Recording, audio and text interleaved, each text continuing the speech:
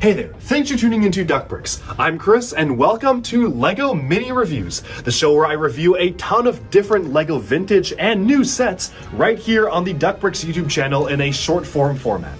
So I have a ton of Bricklink orders to get through as well as just associated LEGO purchases, and I figured instead of making a mega video where I go through every single one that's hours long, why not break it up into separate mini reviews? And so in addition to our normal 3 videos a week schedule, be sure to stay tuned for a mini review dropping every single day where we do not normally have a standard video releasing. I hope you enjoy, and let's jump right into our first pick. This is the LEGO Kingdoms Joust. It was released in 2011 to coincide with the LEGO Kingdoms sub-theme, and I don't know why I don't own this. For whatever reason, I was not the biggest fan of LEGO Castle when it first came out. I never was a big Castle guy until recently when I kind of became obsessed with LEGO Castle and owning every single LEGO Castle set. So I was going through my catalog, realized I didn't own this, so I just figured why not just get this and pull the trigger to get a really well-detailed LEGO Castle. Now, it doesn't seem too impressive right now, at least compared to some of the more modern LEGO stuff that they've done, even with modern LEGO castles, but for its time, this was one of the most detailed castle sets we had ever got in general. I'm really actually impressed by the amount of detailing that went into the stone walls here, the stained glass window, the guard posts down here, even the market stalls and everything really feels authentic to a full-on castle experience. And while this is focused on a large gateway to a much larger castle, you still have a bit of civilian influences here, such as the building here being very much in the European style of architecture. You've got the stand right here for people to watch the games, and in my opinion, best of all, you had a modern remake of a Black Falcon Trooper. Now, this horse actually is one of the rarest LEGO animals. We'll be talking about it in a future video on the top 10 rarest LEGO animals, but this was one of the first times that LEGO was actually referencing an older vintage style of castle sub-theme. The Black Falcons were one of the first castle sub-themes, and this was one of the first times we actually got them in a more modern LEGO set. Nowadays, the Black Falcons are very popular because of the recently released Medieval Blacksmith, which brought the Black Falcon sub-theme into modern times. But this was another remake of it. It's a brand new printed shield for the Black Falcon crest. What's even cooler is that we get 3 of them in the set, one at the front here, one for the figure to hold, and one right here. So that is really cool. I love it when LEGO references older LEGO sub-themes in their builds, so I really appreciate getting it in the Kingdoms Joust set here.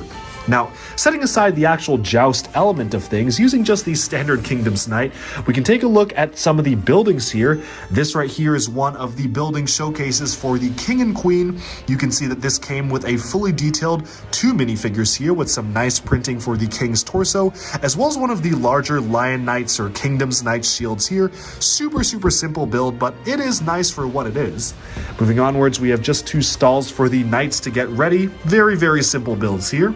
And then you actually have these wall elements. Now, what's kind of cool is that I think the way that this is set up is that if you specifically wanted to buy multiples of the set, you could actually have a fully enclosed courtyard. So if I were to go out and buy like 4 or 5 of these, you could actually cause these to fully close out, because the way they work is that the Technic pins can actually connect to other gateways. So if I got a ton of different gateways, you could actually make this a fully enclosed build, which I think would look really cool. I wonder if anyone's ever done that. Let me know in the comments if you've seen someone do that, because I'm not about to go out and buy like 5 of these to try it. I mean, I would, I just don't want to build 5 of them because frankly, the build's pretty tedious, just stacking gray pieces together, but I'd love to see it if someone just got a bunch of these, went crazy, and made a full display, because it is a really fun build.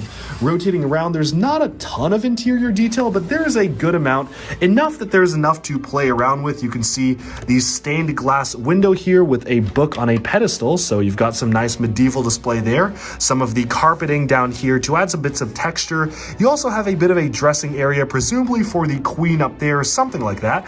And I also really like the parts usage right here, with the frogs being used as table legs. It's certainly a modern building technique that's honestly kind of ahead of its time, given that this came out in 2011. And you can see the rat with a cheese up at the top there as well.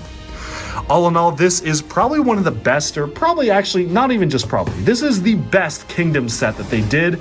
I'm really happy with it, and certainly hope that LEGO will please revisit Castle in the future. I'm not the only person saying this. A lot more people more passionate than me about Castle are asking LEGO to please bring Castle back. Sure hoping that LEGO will get more Castle original stuff out in the future, because this is a really nice model. And yeah, of course we did get the massive $400 90th anniversary castle, but to be completely honest, that's kind of outside most people's price ranges. It does pair very nicely with the Kingdom's Joust though. I just wish that LEGO would return to making a whole theme of castle with smaller sets and different varieties to allow people to actually be able to pick up smaller versions of castles without just buying a massive one that honestly not everyone can pay for. Hopefully, if the Lion Castle does well, LEGO will be convinced to actually make more of these. Only time will tell, and Castle does seem to be doing very well. Of course, we did get a few smaller examples in recent years with the Lowenstein Castle and the Castle in the Forest from the Bricklink A-Full Designer program, not to mention the Medieval Blacksmith, although that's not really a castle. But hopefully, outside of these fairly limited attempts, LEGO will finally do a full-on castle theme. The fans are waiting. Come on, LEGO, give us what we want. Alright, and with that, we have summed up this mini LEGO review. Thank you all so much for tuning in, and do let me know down in the comments below what do you think of this set. Do you like it? Do you dislike it? And if you own it, what have been your experiences with building and playing with the set itself?